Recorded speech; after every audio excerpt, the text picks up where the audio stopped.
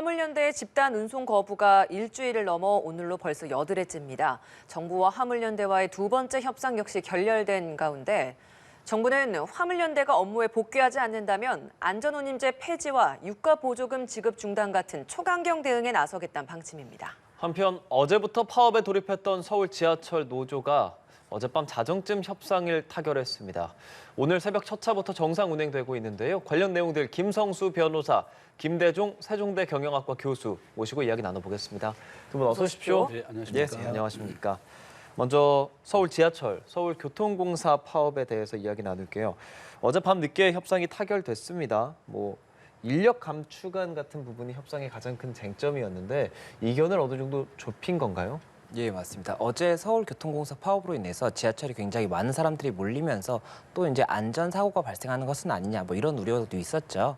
그런 상황이었는데 이제 좀 다행히도 어제 밤에 이렇게 조금 극적으로 타결이 이루어져서 오늘 오전 5시 30분부터 서울 지하철 관련해서는 조금 운행이 정상적으로 이루어지고 있다. 이렇게 말씀을 드릴 수가 있을 것으로 보이고 이제 좀 핵심적인 이런 이 쟁점이 됐던 부분이 이 서울시와 서울교통공사 관련해서 26년까지 1,500명의 인원을 감축하겠다는 그런 이제 좀 경영 혁신안을 발표를 했었습니다. 근데 그 부분 관련해서 이제 노조 측에서는 이런 재정 위기를 이유로 해서 인원을 감축하는 것은 조금 받아들이기 어렵다 이런 입장이었고 또 이제 임금 같은 경우에는 작년에 동결이었거든요. 그래서 임금에 대해서도 어느 정도의 인상을 요구를 했었는데 그 부분 관련해서 일단은 이 노사 이렇게 협의가 된 부분이 일단 재정 위기를 이유로 해서 이런 인원 감축은 검토하지 않겠다 이런 부분이 있었고 그리고 임금에 대해서는 1.4%를 상향하는 그런 쪽으로 해서 지금 협상이 됐다고 알려져 있습니다. 예, 어느 정도 좀 노조 측에서 요구하는 바를 교통공사와 서울시 측에서 좀 받아들이는 그런 분위기라고 이해를 해야 되겠네요. 예, 맞습니다. 예, 서울시 지하철 노조, 이게 서울 지하철 노조, 민주노총과 한국노총 소속의 이제 조합원들이 어느 정도 있는 연합 교섭 단체인데 그럼에도 불구하고 하루 만에 이렇게 협상이 타결이 됐단 말이죠. 어떤 이유가 가장 컸다고 보세요? 가장 큰 이유는 서로 상생을 선택한 겁니다. 서울 지하철 노조는 이제 물가 인상 정도 한 1.4% 정도만 급여를 올려다는데 합의를 하게 되었고 두 번째는 구조조정에 대해서 일단 유보한 상태입니다. 앞에서 말씀드린 것처럼 우리가 안전이냐 비용이냐 그 문제에 있었는데 사측에서도 그러면 안전과 비용의 문제에 있어서 우리가 양보해서 서로 상생을 선택하자. 저는 지금 여러 가지 파업이 지금 진행되고 있는데 서로 상생을 선택해야 됩니다. 어떠한 우리 서울 지하철이 만약에 파업을 한다면 우리 1,000만 명, 2,000만 명에 대한 수도권이 다 발이 묶이게 되는 거고 심각한 사태를 초래하게 되는 겁니다. 그래서 저는 화물연대든 지하철이든 관련된 업종이 자기의 주장만 해서는 안 되고 서로 상생을 선택해야 됩니다. 지금 코로나도 이제 풀려서 경제가 정상화되어 가고 있는 와중이고 또 지금 미국의 기준금리 인상이 2024년까지 예정되어 있습니다. 앞으로 집 담보 대출도 최고 10%까지 오를 것이고 경제가 굉장히 어려운 상황이다. 내년에는 세계 경제가 1%로 또 추락하는 경제 불황이 지금 예정되어 있는 상황입니다. 그래서 이와 같이 굉장히 어려운 상황이기 때문에 서울 지하철은 서로 상생을 선택해서 양보로서 타협을 했다. 이렇게 말씀드릴 수 있습니다. 네. 그럼 그런 문제들이 지금 잠시 유보된 것이 아니라 일단 어느 정도는 완전히 합의를 봤다라고 봐도 되는 겁니까? 예, 그렇습니다. 어느 정도까지는 이제 앞으로 우리가 물가 인상 항상 보면 시장 경제 원칙에 맡겨서 해결하는 게 가장 좋습니다. 지금 물가는 한 1%, 2% 정도 올랐거든요. 그래서 그럼 임금의 협상이라든지 관련된 비용에 대해서는 물가 정도로 수준으로 인상을 한다든지 조정을 하는 것이 가장 좋은 방법이고 서울 지하철 노조도 이제 계속 보면 항상 급여 인상이라든지 복지 문제 또 굉장히 지하철이 굉장히 복잡한 상황입니다. 타게 되면 사람들도 너무 복잡한 게 아니냐 이랬는데 비용이냐 사람의 안전이냐 이렇게 했는데 비용도 중요하고 안전도 중요합니다. 더 중요한 것은 국민의 생명과 안전을 지키는 것이죠. 그래서 비용이 좀 들더라도 국민의 생명과 안전을 지키기 위해서 좀 더 지출하겠다는 또 사측의 의견도 있었다. 그래서 이와 같이 노사가 서로 양보하고 상생을 선택한 것이 가장 좋은 해결책이다. 이렇게 말씀드릴 수 있습니다. 네, 이렇게 서울 지하철 노조와 사측은 서로 양보를 통해서 합의를 이뤄냈습니다만 화물연대는 지금 파업이 8회째에 접어들었음에도 어제 두 번째 만남에서도 40분 만에 파행하는 그런 상황이 벌어졌습니다.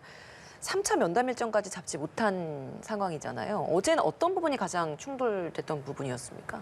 네, 어제도 1차 면담과 결국 유사하게 국토부 측에서는, 그러니까 정부 측에서는 이 화물연대의 이런 입장에 관해서 기존의 정부에서 제시했던 안 이상의 양보는 조금 어렵다, 이런 좀 입장을 고수했던 것으로 보이고, 화물연대 측에서는 이제 이와 관련해서 추가적인 안을 제시했음에도 불구하고 국토부에서 이와 관련해서 조금의 대화의 여지도 없었던 것으로 보인다, 이렇게 지금 주장을 하고 있는 상황이어서 이와 관련해서 아직까지는 좀 여러 가지 입장에 간극이 큰 것으로 보이고, 그렇다 보니까 어제도 40분 만에 그 대화가 좀 결렬이 됐다, 이렇게 이야기가 나오고 있고, 원래는 그러면 다음에 그럼 한 번 더 언제쯤 이야기해보자, 이렇게 돼야 되는데 그러니까요. 그 부분까지도 잡지 못했다고 하고 있고, 지금 이제 굉장히 조금 업무 개시 명령이라든지 여러 가지로 또 분쟁이 심화되고 있는 이런 부분들이 있지 않습니까? 그래서 이 부분 관련해서 이렇게 하루하루가 조금 상황이 다를 수가 있기 때문에 어떻게 될지 조금 지켜봐야 되는 상황이 아닌가, 이렇게 말씀드릴 수 있을 것 같습니다. 어제 협상 과정을 보면 원희룡 장관은 뭐 협상이라는 건 없다, 이런 식으로 되게 강경한 모습을 보였고, 화물연대 측에서도 진정성 있는 협상안을 가지고 갔으나 아예 뭐 협상이 불가능하다는 이야기에 대화를 이어가지 못했다라면서 양측이 상당히 좀 거리가 있는 듯한 모습을 보였거든요. 계속 이런 식으로 간다면 이 파업 지금 벌써 8회째인데 앞으로 계속 길어질 것 같다라는 생각이 듭니다. 또 우려도 되고요. 저 굉장히 큰 걱정입니다. 우리나라는 GDP 대비 수출과 수입이 차지하는 비중이 75%입니다. 세계에서 두 번째로 높은 비중을 차지하고 있습니다. 그래서 굉장히 물류가 굉장히 중요하다. 근데 또 노조에서 화물연대에서 주장하는 바는 좀 극단적인 거죠. 우리가 파업을 해서 뭐 세상을 멈추거나 세상을 바꾸자, 이런 극단적인 주장도 많이 하고 있는 반면에, 또 윤석열 정부 측에서는 불법적인 파업, 다른 화물 비노조원이 운송하는 것을 방해하기 위해서 길을 가로막거나 또 못을 뿌리거나 굉장히 극단적인 방법을 하는 것은 정말 바람직하지 못하죠. 그래서 제일 좋은 방법은 지하철 노조와 똑같이 서로 상생을 선택해야 되는 겁니다. 이와 같이 화물연대가 불법적인 방법을 주장하는 것, 이 쟁점은 굉장히 간단합니다. 지금 현재 화물연대가 주장하는 것은 우리가 3년 일몰제로 되어 있는 것을 앞으로 완전히 상시적인 제도로 만들어서 안전운전을 아예 계속 유지하자는 거고, 지금 업종을 다양해서 화물 운송 관련된 여러 업종에도 다 이렇게 안전운전을 도입해달라는 겁니다. 근데 정부 측 입장에서는 이렇게 비노조원이 운송하는 것을 방해한다든지 쇠구슬을 던져서 서로 폭력을 행사하든지 이런 불법적인 노조의 파업은 절대 안 된다는 거죠. 그래서 우리나라는 또 전 세계에서 외국인들 투자를 굉장히 꺼리는 것 중에 하나가 노조의 너무 강경 대안입니다. 우리가 노조가 굉장히 좀 강한 나라에 포함되어 있는 나라고, 또 우리나라에서 외국인들이 들어오는 것보다 나가는 것이 한 5배 정도 많습니다. 우리나라가 법인세가 한 27%고 OECD 평균이 22%입니다. 그러니까 법인세 기준이라든지 미국이 21%밖에 안 되고 한국의 경쟁국이 싱가포르는 17%입니다. 그러니까 법인세도 우리나라가 좀 더 높고, 그다음에 노조, 그러니까 지금 노조가 굉장히 강경한 방법으로 하게 되기 때문에 강경한 노조가 또 외국인 투자에 또 굉장히 좀 그런 요소가 되는 거죠. 이와 같은 정부와 그다음에 노조가 이렇게 화물연대가 서로 상생을 선택해야 되는데, 이런 강경으로 나가는 것은 바람직하지 못하다, 이렇게 말씀드릴 수 있습니다. 네. 아무래도 정부는 양보가 없다, 강대 대응 계속 이어가고 있는 그런 상황입니다. 정부가 이제 가장 먼저 시멘트 운송업체를 상대로 해서 그 관련된 운송업자들에게 업무 개시 명령 발동하지 않았습니까? 이런 상황에서 화물차주들 445명에 대한 명단을 확보하고 우편 송달까지 마친 인원은 112명 정도 된다, 이렇게 지금 나오고 있습니다. 근데 이 명단을 확보하는 것 자체가 운송업체에게 개인 정보를 좀 달라고 해서 그걸 확보를 해서 이게 하는 방법이 있다라고 하는데, 운송업체에서 이 명단 받는 것조차도 좀 어렵다라는 이야기를 하더라고요. 이런 부분은 어떻습니까? 네, 이게 업무 개시 명령이라는 것이 뭐 공고가 된다고 해서 즉시 효력이 발생한다고 보기는 어렵고, 이 각각의 운송기사한테 이 처분이 송달이 돼야지 그 다음에 이것을 따르지 않았을 때 뭐 운행 정지라든지 아니면 형사 고발이라든지 이런 것들을 할 수가 있는 겁니다. 네. 그렇다 보니까 송달이 일단 쟁점이 될 수밖에 없는 것인데, 지금 현재는 이 화물연대에서도 시멘트 부분이 가장 시급하다고 봐서 시멘트 부분 운수 관련 종사자들에게 이 송달을 하려고 하고 있거든요. 그래서 말씀을 주신 것처럼 지금 국토부에서는 이분들의 이 개인정보지 않습니까? 주소나 이런 부분들을 확보를 해서 송달을 해야 되기 때문에 네. 주소를 지금 이 관련 이 업체들에게 기사분들의 명단을 달라 이렇게도 이야기를 하고 있고 또 이제 이 공사 현장에도 이 기사분들의 연락처를 확보하고 있는 것들이 있지 않습니까? 네. 이런 것들을 요청을 하고 있는데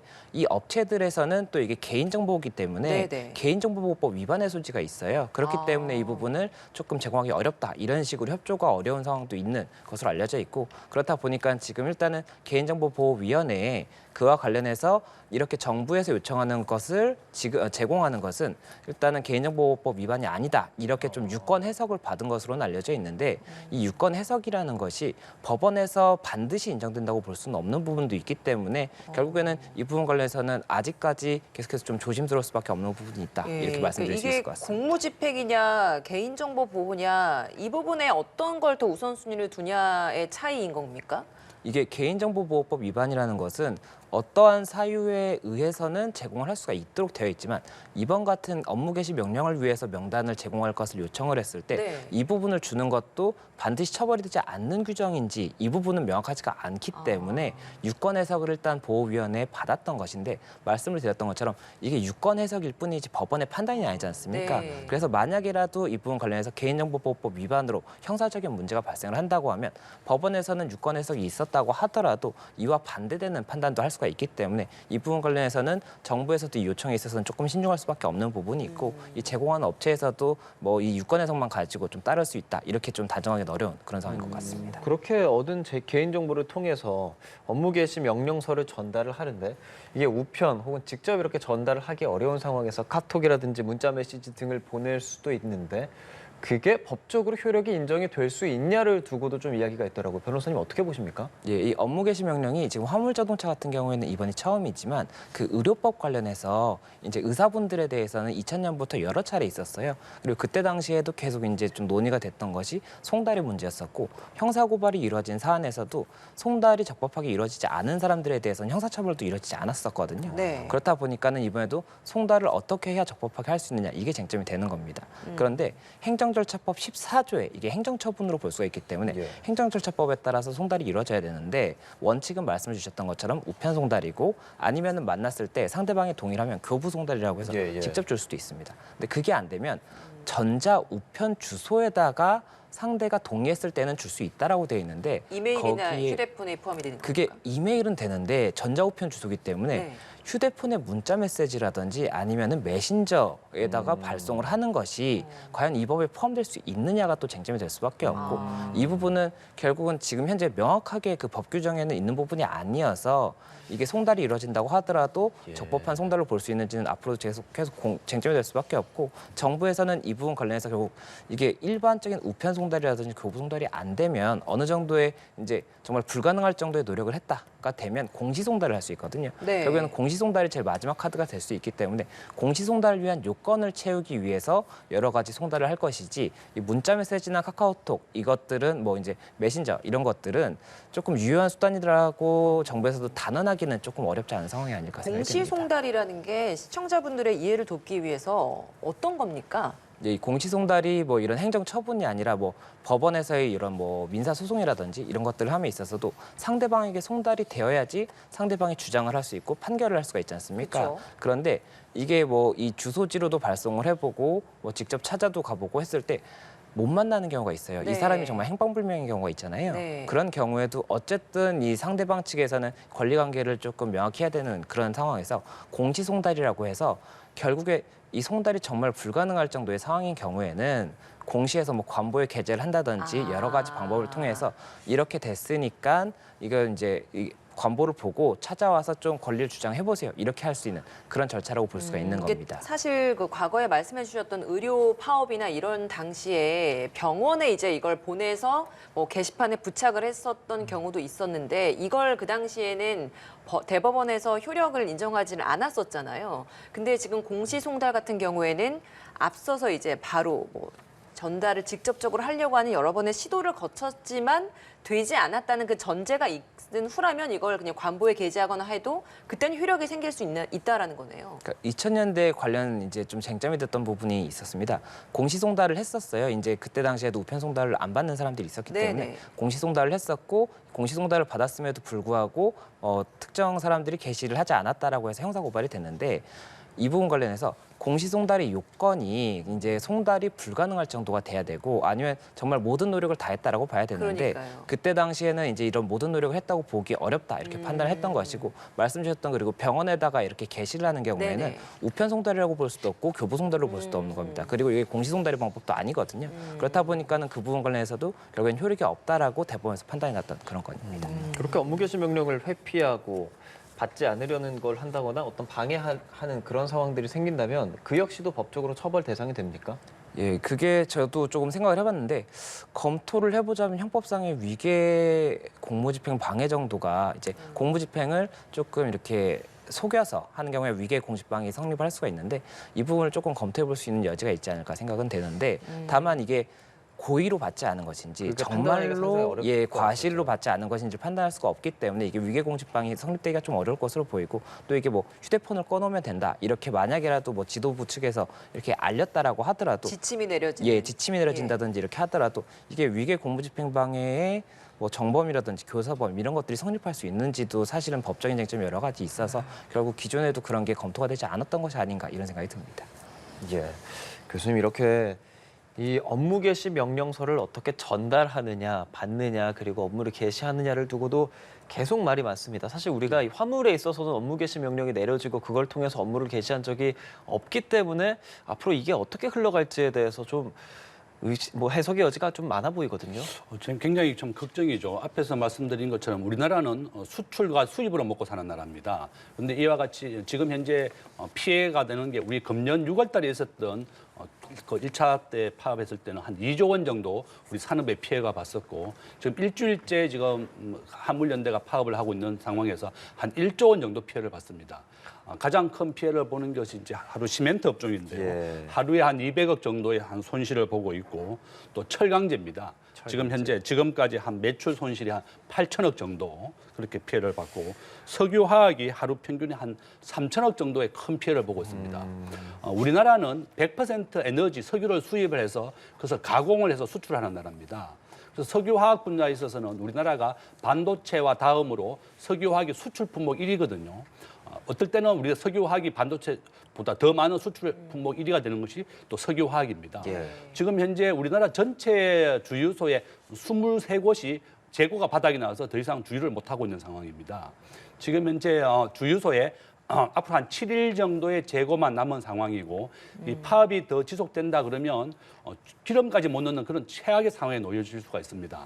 그래서 산업 전반에 큰 영향을 주기 때문에 저는 빨리 정부와 합의를 하고 상생을 선택해라. 이 국민들의 너무나 큰 생활의 불편을 가져옵니다. 화물연대가 주장하는 것은 안전운임제인데 이분들이 보통 급여가 한 500만 원 정도 됩니다.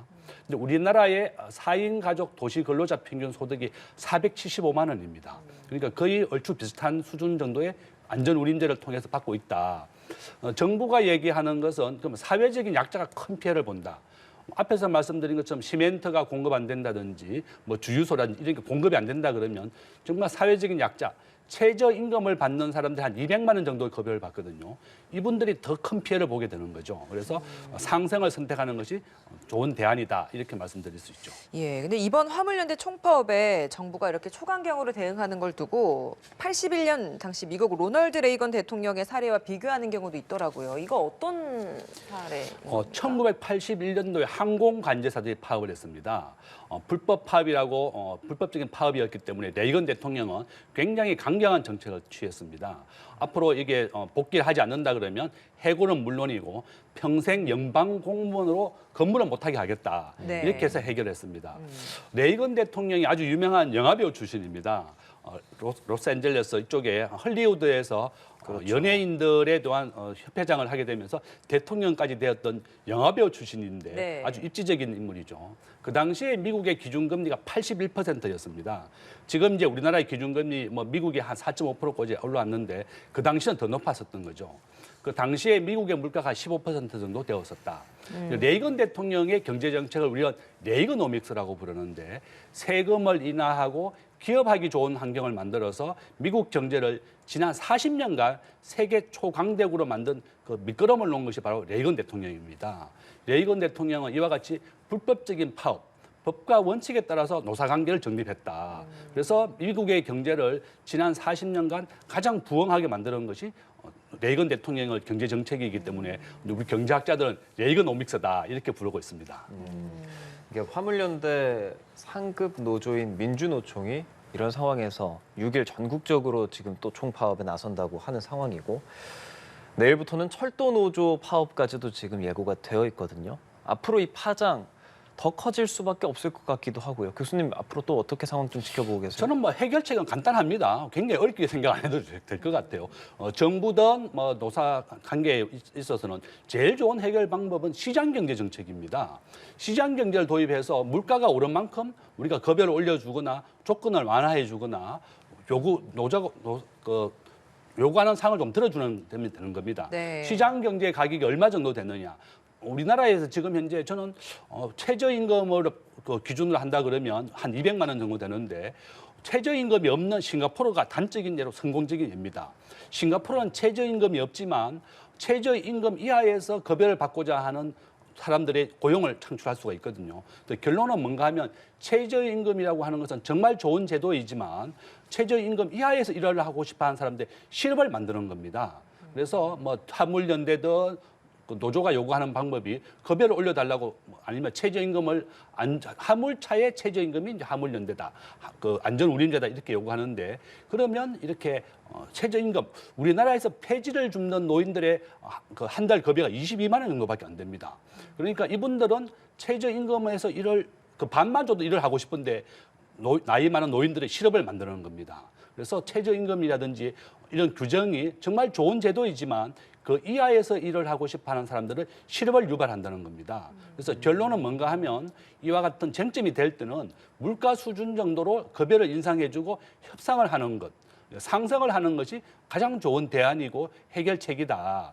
또 국민과 그다음에 세계 경제가 굉장히 어려운 상황이기 때문에 노조도 양보를 해야 되겠고 정부에서도 이런 좀 협상안을 좀 들어서 절대로 파업이 되게 해서는 안 되죠. 우리 국민들의 발을 묶는 이런 극단적인 선택은 절대 있어서는 안 되겠다. 이렇게 말씀드릴 수 있습니다. 예, 최저임금 이게 뭐 생계와도 연결이 되는 부분일 수도 있고 그리고 이름 그대로 이제 안전운임제라고 하다 보니 과로, 과적으로 인한 사고 뭐 이런 부분을 또 예방하기 위한 차원도 있었기 때문에 여러 가지 좀 묘수가 좀 필요하겠다라는 생각은 듭니다. 화물연대는 이번 명령에 불복을 해서 효력정지 가처분 신청까지 하겠다라는 입장인데 실제로 이 신청하면 받아들여질 가능성이 있는 겁니까? 예, 효력정지 가처분이라는 것이 이제 본안 소송을 제기하기에는 본안 소송이 굉장히 시간이 오래 걸리거든요. 근데 지금 이게 굉장히 좀 급박하게 법원의 판단이 필요하지 않습니까? 네. 이 경우에 이제 가처분을 신청하게 되는 것인데 일단 지금 이 법 자체가 처음으로 적용이 됐어요. 그래서 의료법에서 말씀드렸던 것처럼 업무 개시 명령이 있지만 이게 조금 구조가 다르다고 볼 수가 있거든요. 그래서 이번 같은 경우에는 이 법 조문 자체의 위헌성이나 이런 것들을 뭐 이제 좀 다툴 여지가 있어 보이고 그런 경우에 이제 가처분 신청을 해서 이게 좀 이렇게 발해지는 걸 명령이 발해지는 것을 조금 늦추겠다 이런 취지인 것인데 법원에서는 이 부분 관련해서 이게 가처분 같은 경우에 이런 사태의 급박성이라든지 긴급성 이런 것도 보겠지만 실질적으로 이 위헌의 소지가 있는지 이런 부분들도 좀 검토를 할 것이기 때문에 좀 여러 가지 쟁점이 될 수가 있고 그 판단에 대해서는 재판부마다도 조금 생각이 다를 수가 있어서 위헌을 예. 따지는 것과 가처분 신청에서 검토하는 부분은 다른 거 아닌가요? 그러니까 가처분을 이제 판단을 하면 이게 당장에 지금 급박하게 판단을 해야 되는지 이런 부분도 필요하겠지만 네. 이게 아예 본안 소송을 갔을 때 받아들여지지 않을 가능성이 높다고 한다면 가처분을 인용하면 그게 또 오히려 부작용이 발생할 수가 있지 않습니까? 네. 그렇기 때문에 이 재판부에서는 가처분 관련해서도 이 급박성이나 이런 요건도 보겠지만 이 위헌의 소지가 있는지라든지 이 노조 측에서는 그럼 신청에 있어서 여러 가지 법률적인 이유를 이제 주장을 할 거지 네, 않습니까? 네. 그 이유가 어느 정도의 이런 조금 받아들여질 가능성이 있는지 이런 부분들도 어느 정도는 참고를 할 수가 있기 때문에 그런 부분 쟁점도 있을 것이다 이렇게 말씀드릴 수 있을 것 네. 같습니다. 정부는 시멘트 업계에 업무 개시 명령을 내린 상황이고 이에 화물연대는 가처분 신청으로 대응을 하고 있는 강대강 상황에서 시멘트 업계에 머물지 않고 최근 상황이 좀 심각해지고 있는 정유업계라든지 이런 식으로 이 업무 개시 명령을 더 해나갈 것이다라는 관측도 많은데요. 저는 아마 이제 지금 현재 서로 양보하지 못하고 계속 강대강으로 간다 그러면 업무 개시 명령이 정유업계로부터 해서 주유소 전부 다 확대될 것입니다. 윤석열 정부에서 지금 그 원희룡 장관은 그랬죠. 불법적인 파업이라든지 정부와 국가 경제에 큰 영향을 주는 이런 불법적인 파업에 대해서는 법과 원칙대로 국민들이 손해를 보거나 고통이 있더라도 원칙대로 하겠다는 게 입장이고 화물연대 입장에서는 일몰제를 좀 폐지해달라. 아예 그냥 상시로 해주고 그다음에 국민들의 안전을 위해서는 우리가 안전운임제가 전 업종으로 좀 연장이 되어야 된다. 해결책은 그렇습니다. 이게 생산비가 올라가게 됩니다. 만약에 화물연대가 요구하는 대로 비용을 우리가 올려준다 그러면 우리 국민들이 다 비용을 부담하게 되는 거죠. 국가가 세금이 되든 아니면 우리가 세금이 오르든지 국가의 재정으로 해결하든지 이런 문제가 되는 거고 우리나라의 수출 경쟁력이 좀 떨어지게 되는 겁니다. 물류비가 더 증가하게 되면 우리 산업의 경쟁력이 좀 떨어지는 것이 또 문제가 되는 거죠. 네. 그래서 이제 비용과 안전의 문제인데 서로 양보를 해야 하고 상생을 선택해야 되는 겁니다. 이게 둘 다 극단적으로 간다 그러면 우리 국민들이 피해를 보고 우리 국가가 큰 손실을 보게 되는 거고 우리나라는 앞에서 말씀드린 것처럼 제조업 수출액 기준으로 세계 5위의 강대국입니다. 석유, 철강, 반도체, 석유화학 같이 석유화학은 100% 수입을 해서 우리가 항공유, 휘발유 같은 것은 호주와 중국으로 수출합니다. 그런데 이와 같이 물류가 멈추게 된다 그러면 한국 수출의 가장 중요한 철강, 석유화학 같은 분야가 멈추게 되면 큰 타격을 보게 되는 겁니다. 그래서 국가 경제라든지 국민 경제를 위해서는 노조도 양보를 해야 되겠고 정부도 법과 원칙을 지키면서 서로 상생을 좀 하자. 서로 양보 좀 해라. 안전운임제가 정말 좋지만 이것이 제가 앞에서 말씀드린 것처럼 한 500만 원 정도 급여를 받고 있습니다. 이분들이. 그래서 이것이 안전운임제가 되면서 개선이 된 것은 한 8% 정도 안전이 좀 더 올라간 건 사실이지만 이것이 그만큼 비용을 추가로 낸 것만큼 개선되지는 못했다는 게 또 나와 있습니다. 그래서 결론은 정부와 서로 화물연대가 서로 양보를 해서 상생을 선택하고 지금 굉장히 국가 경제도 굉장히 어려운 상황에 놓여 있습니다. 그래서 국가와 국민을 위해서 좀 상생을 하고 양보를 해라. 이렇게 또 말씀을 드리겠습니다. 예, 알겠습니다. 김성수 변호사, 김대중 세종대 경영학과 교수 두 분과 함께했습니다. 오늘 말씀 고맙습니다. 잘 들었습니다. 고맙습니다.